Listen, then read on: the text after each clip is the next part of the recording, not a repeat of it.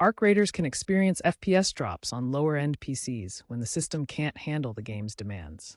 Key causes include CPU bottlenecks from processing complex hero abilities, GPU limitations due to demanding visuals like ray-traced reflections, insufficient RAM leading to disk swapping, and outdated graphics drivers. To address FPS drops, start with in-game settings. Lower the resolution to 1080p or below, disable anti-aliasing, reduce texture quality, and turn off VSync. Arc Raiders offers a performance mode that automatically makes these adjustments for better frame rate. Next, optimize your system. Update your graphics drivers to the latest versions, close unnecessary background applications like Discord, and use tools like MSI Afterburner to safely overclock your components. Also, enable Windows Game Mode to prioritize game performance.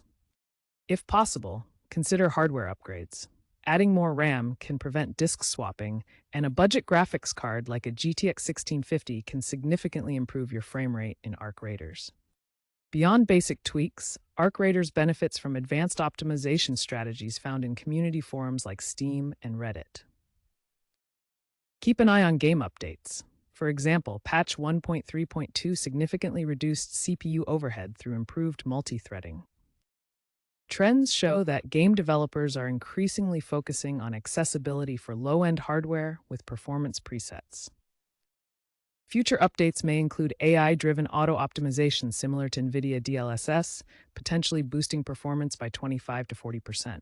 Tools like FSR are also being adopted to upscale the game without heavy GPU load. Also, check your task manager and close any unnecessary applications running in the background.